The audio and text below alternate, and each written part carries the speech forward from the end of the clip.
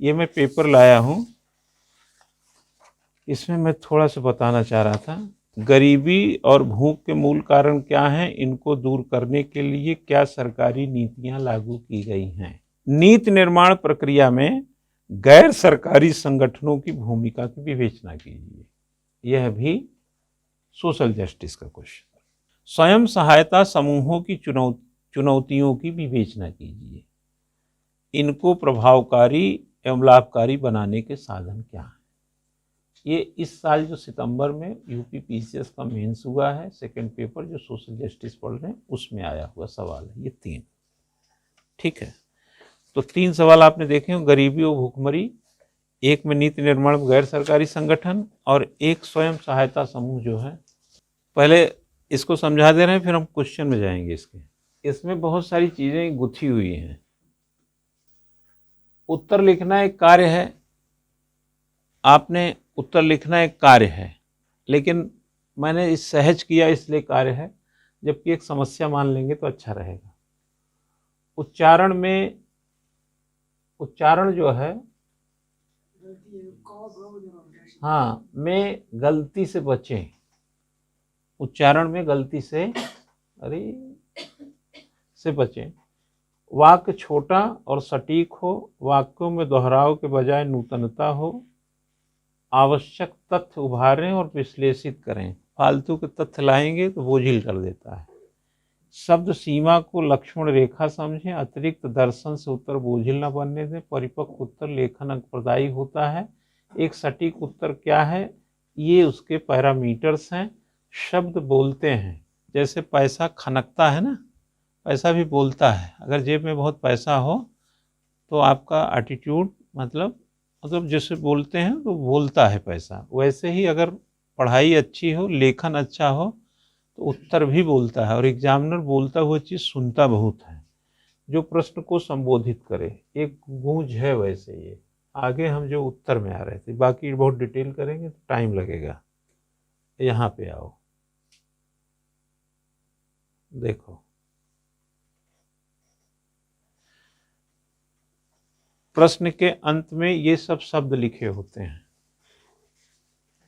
प्रश्न के अंत में ये सब शब्द लिखे मिलेंगे। किस सीमा तक, प्रभावकारी कैसे, प्रभाव की चर्चा, संभावनाओं पर चर्चा, अतिक्रमण है या नहीं, उदाहरण की सहायता से स्पष्ट करें, उक्त के परिप्रेक्ष्य में चर्चा, सुसंगत उदाहरण सहित विशेषताएं, महत्व की चर्चा, रुकावटों की पहचान, ऐसे तमाम चीजें हैं। ठीक है, ठीक। अब आता है ये 2016 का, ये 2015 का। ऐसे देखेंगे तो इसमें चिन्हित किए गए कि किस तरीके से सवाल आए, लेकिन हम आपको लग चलते हैं 2022। क्वेश्चन में आते हैं। ये क्वेश्चन है जो मैं बता रहा था कि क्वेश्चन में क्या होना चाहिए, उसको समझो। सबसे पहले लिखा है, जैसे इलेक्ट्रॉनिक वोटिंग मशीन के इस्तेमाल संबंधी हाल के विवादों के आलोक में भारत में चुनौतियों की विश्वसनीयता सुनिश्चित करने के लिए भारत के निर्वाचन आयोग के समक्ष क्या क्या चुनौतियां हैं। आपको 150 शब्दों में लिखना है। चुनौतियां क्या हैं? प्रश्न में निहित चुनौतियों का तात्पर्य उन समस्याओं से जो चुनाव व्यवस्था में संदेह को जन्म दे रही हैं। यह चर्चा से संबंधित प्रश्न है। आपने प्रश्न का एक भाव देखा, फिर भाग और उपभाग देखा। इसमें 2 भाग मिल रहे हैं जिस पर आपको लिखना है। ईवीएम से संबंधित हाल ही में क्या क्या विवाद थे उसे स्पष्ट कर दें तो उत्तर की भरपाई होने लगेगी। वे कारक जो विश्वसनीयता को प्रभावित कर रहे हैं, निर्वाचन आयोग के समक्ष चुनाव को प्रभावित करने वाले कारकों के चलते क्या क्या चुनौतियां हैं, इसको लिख दीजिए तो प्रश्न का उत्तर मजबूत हो जाता है। जब तक आप पहले गणना नहीं करेंगे तब तक वो कलम ठीक से रगड़ेंगे तो सही चीज़ निकलेगी नहीं, जब रगड़ेंगे तब सही। प्रस्तुति का स्वरूप बिंदुवार रूप में उचित रहेगा। पैरा में लिखने के बजाय इस प्रश्न को बिंदु में लिख दीजिए। अलग अलग चुनौतियां, अलग अलग तरीके के जो संदेह हैं, तो वो चीज़ें ज़्यादा स्पष्ट रहेंगी। निष्कर्ष, यह प्रश्न समस्या विशेष से जिसकी चर्चा ही की जानी है, निष्कर्ष आवश्यक नहीं है। ठीक है, ये प्रश्न है, ये प्रश्न किसी साल आए हुए हैं और उसका ये विश्लेषण है कैसे लिखेंगे, समझे ना।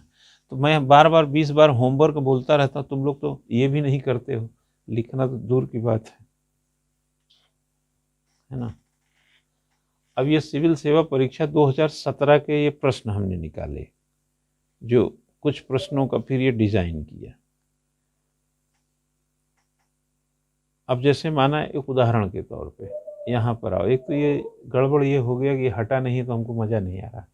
चीन अपने आर्थिक संबंधों में सकारात्मक व्यापार अधिशेष को एशिया में संभाव्य सैनिक शक्ति हैसियत को विकसित करने के लिए उपकरणों के रूप में इस्तेमाल कर रहा है। इस कथन के परिप्रेक्ष्य में उसके पड़ोसी के रूप में भारत पर इसके प्रभाव की चर्चा कीजिए।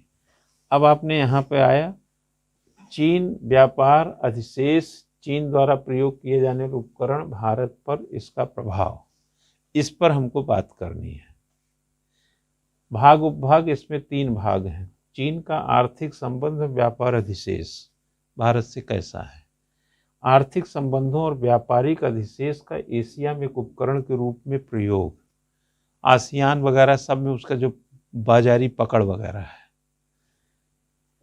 बिंदुवार और पैरा रूप दोनों में देना सही रहेगा, निष्कर्ष आवश्यक नहीं है। क्यों नहीं है? क्योंकि चर्चा में निष्कर्ष दिया ही नहीं जाता है, चर्चा में चर्चा करके छोड़ दीजिए। आदर्श आचार संहिता के प्रमुख प्रावधान क्या हैं?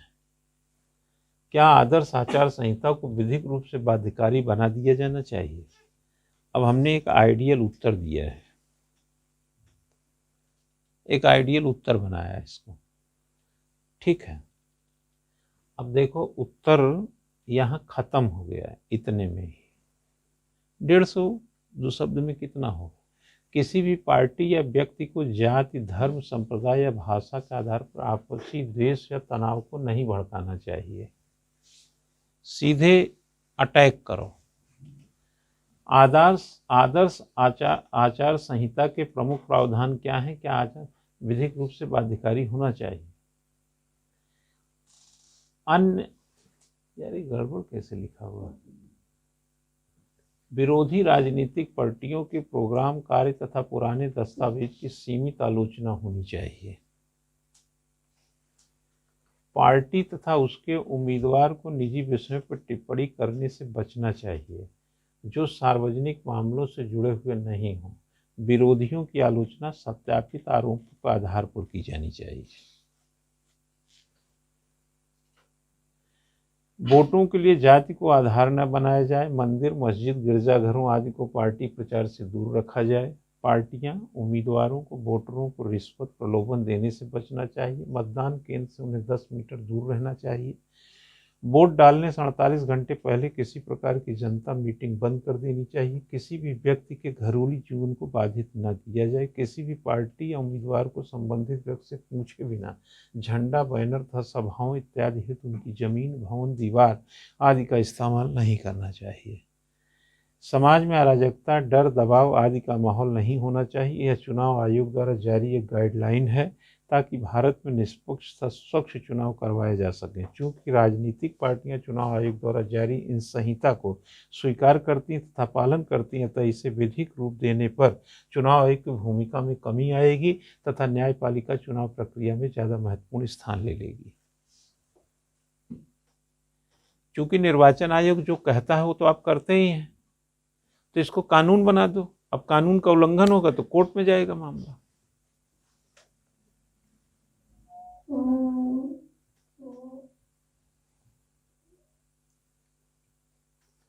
अरे मैं जो आपको थोड़ा मैं समझा रहा था उसमें ये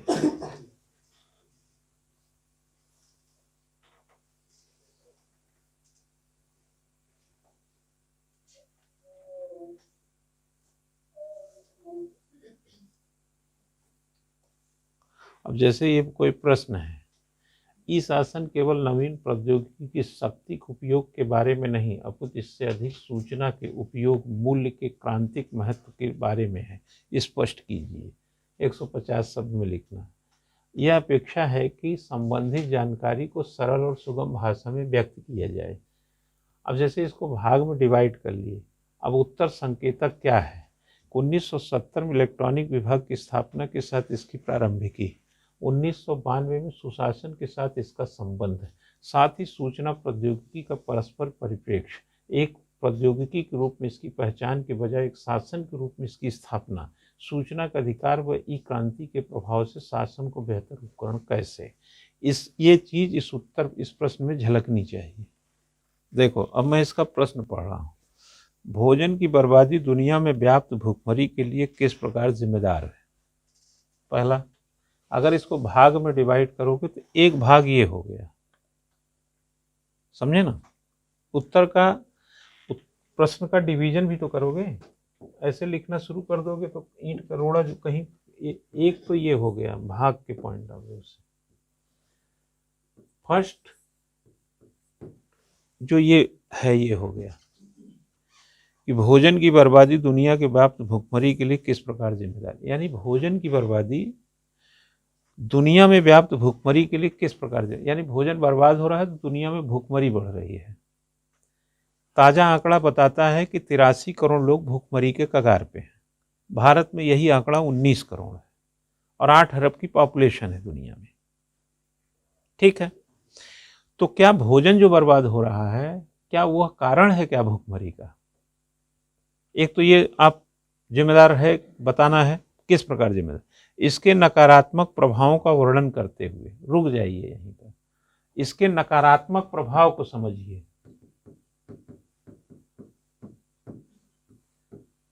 दो क्वेश्चन, पहला क्वेश्चन क्या देखना है?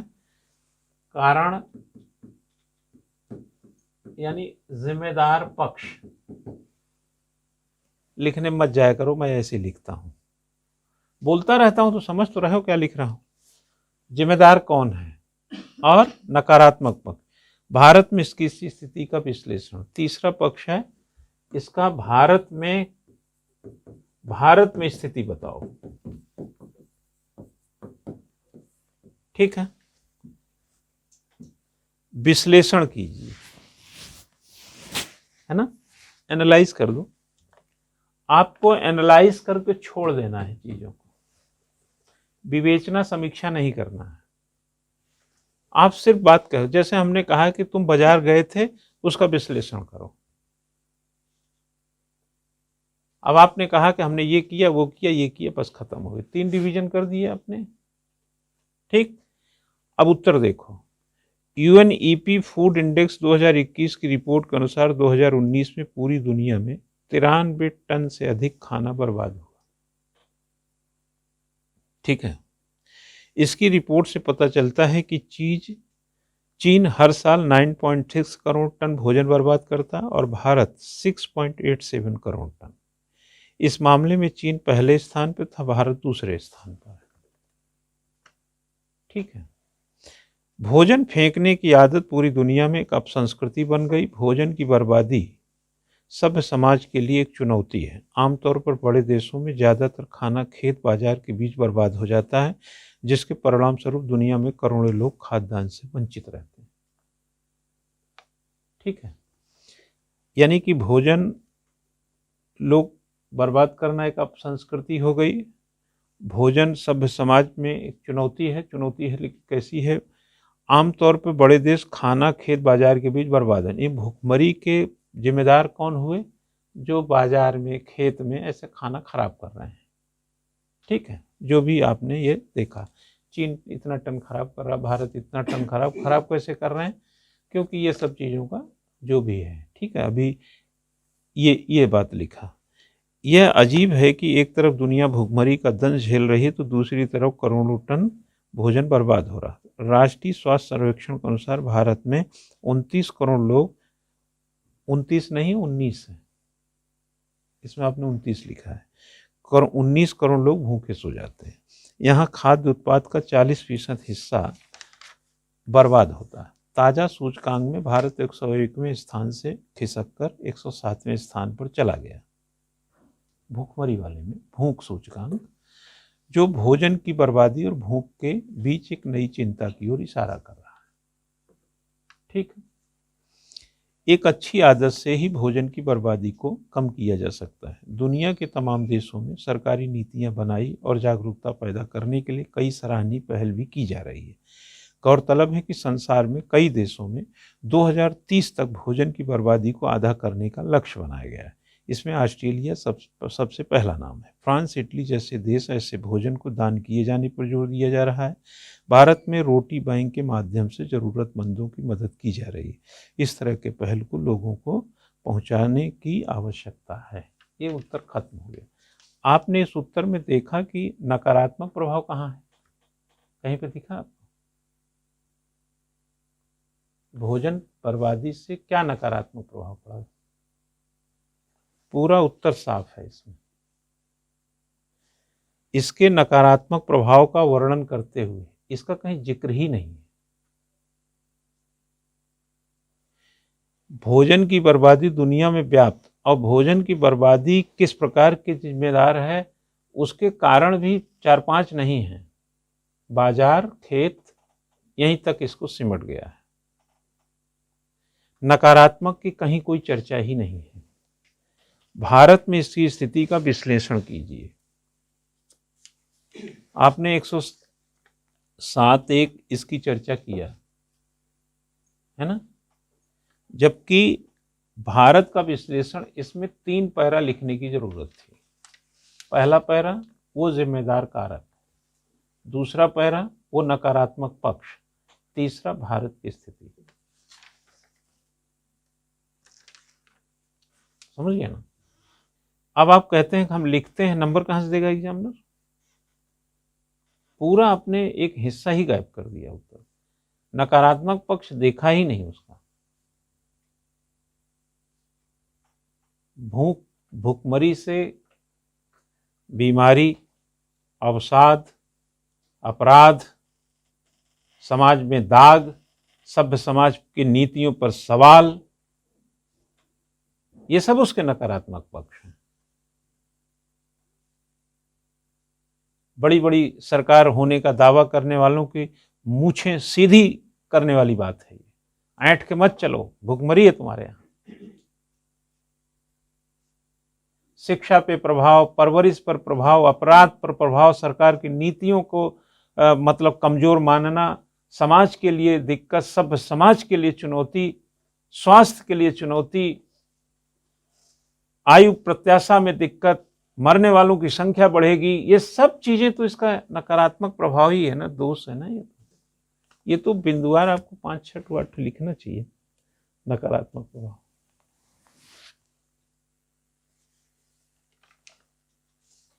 तो जानते हैं ये क्यों ऐसा हुआ होगा? ऐसा क्वेश्चन में गड़बड़ी क्यों हुई होगी? क्वेश्चन में गड़बड़ी इसलिए हुई क्योंकि आपने फ्रेमिंग ही नहीं किया। आप लिस्ट बना के पूजा की सामग्री लेने जाइए, तब देखिए भूल के आइए। आप लिस्ट ही नहीं बनाए। और ये सिर्फ एक विद्यार्थी के सवालों का सवाल नहीं है, वो तो कम से कम लिख तो रहा है। जो लोग सोचो लिख ही नहीं रहे, उनकी क्या हाल होंगे। तो आप प्रश्न को हिस्सों में बांटो, बिंदु में लिखना है, पैरा में लिखना है, मेंटली उसको भी मेकअप रहो, कंक्लूजन देना है या विश्लेषण चर्चा करके छोड़ देना है, उसको भी समझो और तब जाके उत्तर बनाओ। सीखने वाली चीज ज्यादा है आज की पढ़ाई में, सीखने की बहुत जरूरत। एक सवाल है, केवल आय पर आधारित गरीबी के निवारण में, केवल आय के आधार पर गरीबी के निवारण में गरीबी का आपतन और तीव्रता अधिक महत्वपूर्ण है। इस संदर्भ में संयुक्त राष्ट्र बहुआयामी गरीबी सूचकांक की नवीनतम रिपोर्ट का विश्लेषण कीजिए। पॉवर्टी जो इंडेक्स देता है उसका विश्लेषण कीजिए। कह रहा केवल आय के आधार पर गरीबी के निर्धारण में गरीबी का आपतन और तीव्रता अधिक महत्वपूर्ण है। एक प्रकार से कहा जाए कि जैसे हम कह दें कि हमारी अर्थव्यवस्था 5वीं है, लेकिन अगर हमारे यहाँ गरीबी है तो ये समझने की जरूरत है। आमदनी हम कहें कि हमारी लाखों रुपया होती है, लेकिन बीमारी में हम इलाज नहीं करा पाते। ये समझने की ज़्यादा ज़रूरत है। आप समझेंगे नहीं। फेसबुक पे फोटो तो हम बड़ी बड़ी दिखाते हैं, लेकिन हकीकत में ज़िंदगी कहाँ पर है ये समझने की ज़्यादा ज़रूरत है। आजकल हमारी गरीबी और अमीरी भी वर्चुअल हो गई है। पहले लोग ब्याह शादी में कुल खानदान रिश्ता नाता देखते थे। आपके घर मकान पे आते थे तो आपकी प्रॉपर्टी संपदा, आपका रहन सहन से आपकी हैसियत आंकते थे। आपके पद प्रतिष्ठा से आपका हैसियत आंकते थे। आप डिप्टी कलेक्टर हैं, यहाँ रहते हैं, उनका मामा वहाँ है, इनका कुल खानदान है, इनके मामा डॉक्टर हैं, ये हैं वो, इन सब से आपके बारे में आकलन किया जाता था। आजकल फेसबुक पे एक फोटो डाल दीजिए, उससे आकलन हो रहा है। तो आकलन प्राकलन की में भी वर्चुअलिटी आ गई है। आप समझ गए? हाँ। एक दूसरा सवाल है इसी में, सूक्ष्म वित्त एक गरीबी रोधी टीका है। बड़ा देखो सवाल क्या बनाता है भाई साहब, आईएएस का सवाल भी ना। अब आता है सूक्ष्म वित्त में, क्वेश्चन पढ़ रहा हूं, सूक्ष्म वित्त एक गरीबी रोधी टीका है। प्रश्न को समझिए, एक छोटा सा आधा लाइन से भी कम है, ये 1/3 लाइन है। जो भारत में ग्रामीण दरिद्र की परिसंपत्ति निर्माण और आय सुरक्षा के लिए लक्षित है। सूक्ष्म वित्त एक गरीबी, यानी कि अगर हम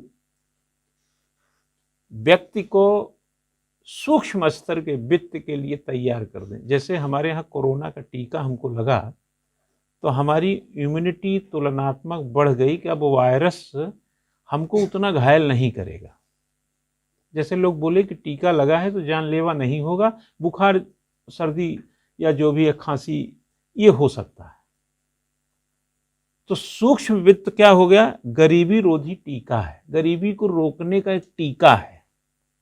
पापड़, अचार, चटनी, हस्तकारी, दस्तकारी, शिल्पकारी, हर हाथ में रोजगार, खेती बाड़ी, जो भी जहां से जो हो सकता है, सिलाई कढ़ाई, सब क्या है? ये गरीबी रोधी टीका है, सूक्ष्म वित्त है।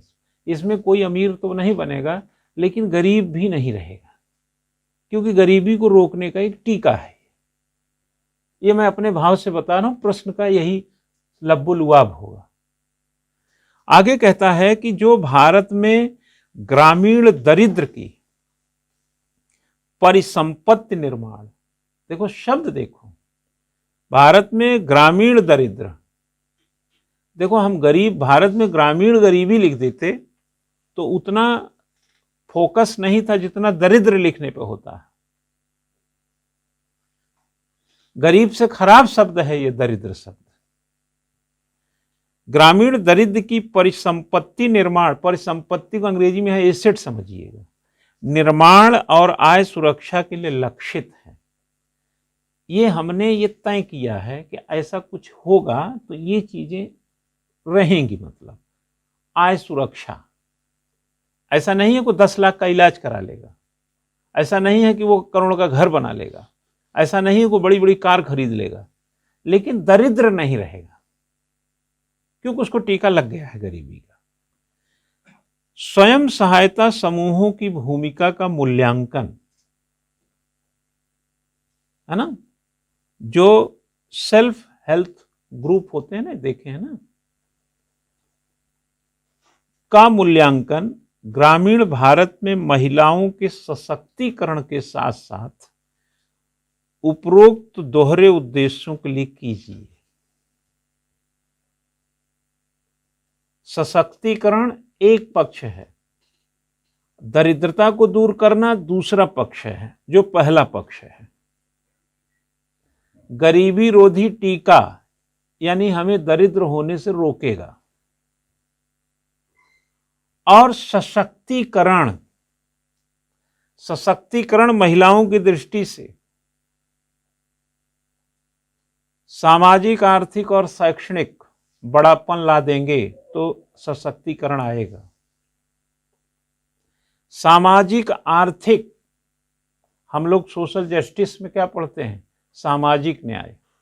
किसके लिए, जो मुख्य धारा से कटे हैं, उपेक्षित हैं, हाशिए पे हैं, उनको लाओ भाई। सशक्त करना है। सशक्त करने के लिए क्या करेंगे, मान लो हमने अछूतपन को दूर किया तो सामाजिक न्याय हो जाएगा, लेकिन अगर शिक्षा और आर्थिक रूप से मजबूत कर दिया तो सशक्तिकरण आ जाएगा। तो पहले अस्पृश्यता रोधी टीका लगाओ, पहले भेद रोधी टीका लगाओ, तब सशक्तिकरण की बात करो। पहले दरिद्रता से बाहर तो निकालो। दरिद्रता से बाहर निकालने का क्या, कौन काम करेगा, सेल्फ, जो ये मैंने बोला ना, पापड़ है, चटनी है, अचार है, टमाटो का है, हस्तकारी, दस्तकारी, शिल्पकारी, खेत खलिहान, कोई भी मील है, कहीं कोई काम है, कढ़ाई है, बुनाई है, चिनाई है, कुछ भी हो, स्वयं सहायता समूह प्रशिक्षण दे रहे हैं, ट्रेनिंग दे रहे हैं, सिखा रहे हैं, सिलाई की मशीन बांट रहे हैं, तो ये सब क्या कर रहे हैं, गरीबी रोधी टीका ही तो लगा रहे हैं। सब गरीबी रोधी टीका लग रहा है। अब उसके बाद कह रहा है कि इनका मूल्यांकन कीजिए भैया कि ये जो सेल्फ स्वयं सहायता समूह ये क्या काम कर रहे हैं। ग्रामीण भारत में महिलाओं के सशक्तिकरण के साथ साथ दोहरे उद्देश्य, क्या सशक्तिकरण मिला और क्या गरीबी रोधी टीका सफल हुआ। उत्तर बना दीजिए 250 शब्दों में, ले लीजिए हचहचा के नंबर, कमीशन तो बैठा है नंबर लुटाने के लिए। यह है सामाजिक न्याय से जुड़ा सवाल। इसके ऊपर वाला भी था सामाजिक न्याय से जुड़ा सवाल। 2 सवाल आए, ये तो मैं अभी तो बताया 20 में, ये 2022 आईएएस का पेपर है, और जो अभी इसके पहले वाला पढ़े तो उत्तर प्रदेश पीसीएस का, जो 3 सवाल आए। तो सवाल को जब तक आप, उन्होंने अभी क्या बोला था कि किश्ती बदलने की जरूरत नहीं है, दिशा बदल दो किनारा बदल जाता है ना। तो तुम किश्ती बदलने में लगे हो, अरे दिशा बदलो किनारा बदलेगा। सोचने का तरीका बदल दो, प्रश्न को तोड़ो, फ्रेमिंग करो, एक एक शब्द को उठाओ, तब जाके काम चलेगा। अब देखो एक बड़े मजेदार क्वेश्चन पढ़ने जा रहा हूं, दिमाग खुल जाएंगे, सवालबद्ध पढ़ा करो यार तुम लोग। राष्ट्रीय शिक्षा नीति 2020 आई थी, कब आई थी? हाँ नहीं, 2020 तो हम बोल ही रहे हैं, कब आई थी? तो आप सेंस और समझो, महीना बताओ। हाँ 29 सितंबर 2020 को आई थी राष्ट्रीय शिक्षा नीति 2020, धारणीय विकास लक्ष्य 4। धारणी का समझते हैं क्या बोलते हैं, क्या है ये? सतत, ठीक है ना, इसी को सतत बोलते हैं। कब तक का लक्ष्य है ये? 2030 तक ये लक्ष्य है। धारणीय विकास लक्ष्य के अनुरूपता में है, के साथ अनुरूपता में है, यानी 2030 तक जो सतत विकास आपको प्राप्त करना है, क्या नई शिक्षा नीति जो आपकी आई है उसके साथ अनुरूप है? देखो कहां से कहां कनेक्शन जोड़ रहा, पगला जाओगे, लेकिन समझोगे तो बुद्धिमान बन जाओगे। उसका ध्येय भारत में शिक्षा प्रणाली की पुनर्संरचना और पुनर्स्थापना है। किसका? राष्ट्रीय शिक्षा नीति का, नई वाली। क्या उद्देश्य है उसका? ध्येय क्या है? भारत में शिक्षा प्रणाली की पुनः संरचना और पुनः स्थापना है। अरे यार 1986 में शिक्षा नीति थी कि नहीं? फिर से नई तरीके से एक संरचना ला रहा है और पुनः से शिक्षा प्रणाली बदल करके नई स्थापना कर रहा है। इस कथन का समालोचनात्मक निरीक्षण कीजिए। आपको सतत विकास के जो लक्ष्य हैं 2030 उसका पूरा ध्यान होना चाहिए। नई शिक्षा नीति का पूरा कंसेप्ट क्लियर होना चाहिए। और नई शिक्षा नीति ही नहीं, 1986 से पहले की कुछ शिक्षा नीतियों की भी अवधारणा क्लियर होनी चाहिए ताकि थोड़ा कंपैरेटिव पुट डाल सकें। अब आप 1986 की तुलना में आप कहेंगे कि 1986 की शिक्षा नीति के को ध्यान 1986 की शिक्षा नीति के परिप्रेक्ष्य को देखें और नई शिक्षा नीति 2020 की तुलना करें तो उक्त तथ्य कहीं अधिक ज्यादा प्रभावी दिखते हैं। तो पता तो हो। और भारत में पहली शिक्षा नीति, दूसरी शिक्षा नीति, थोड़ी सी एक लाइन में जिक्र कर दिया, सघन बना दिया उत्तर को। और उसके बाद इस कथन का समालोचनात्मक निरीक्षण। समालोचनात्मक, यह कितना उपजाऊ है और कितना चुनौती से भरा भी है, यही इसका समालोचना है। और सतत विकास वाले से जब लक्ष्य जाने होंगे तो इसमें टैली कर दीजिए। तो आईएएस एक पेड़ नहीं उखाड़ता है, पूरा जंगल लगाता है। आम लगाएगा, बबूल लगाएगा, अमरूद लगाएगा, वो पूरा बगिया सजाता है। ऐसे नहीं पूछेगा कि गरीबी निवारण के कारण बताइए, ऐसा सवाल नहीं पूछता है। तो आप, इंटरेस्टिंग था ये सवाल, समझ गए होंगे। ठीक है, नई शिक्षा नीति पे हमने लिखा, सतत विकास पे हमने लिखा। कहीं जाना है नई शिक्षा नीति और सतत विकास का मेरा आर्टिकल पढ़ लीजिए, ये सवाल कर लेंगे। एक सवाल ये 2022 का। आगे मैं सिर्फ अपने आर्टिकल से जोड़ दे रहा हूं जो आपको मदद करते। क्वाड वर्तमान समय में क्वाड के बारे में आया है। क्वाड पे हम कई बार आर्टिकल लिख चुके हैं, एक आर्टिकल पढ़ लेंगे तो यहां से भी काम कर सकते हैं। ये दो सवाल हो। गरीबी भुखमरी आप जानते हैं, हम लिखते हैं। भोजन बर्बादी पे जनसत्ता में लिखा ही था, आप जानते हैं। तो गरीबी है, भोजन बर्बादी, ये सब हम लिखे ही है। 3 सवाल यहां से आ गया। ठीक है।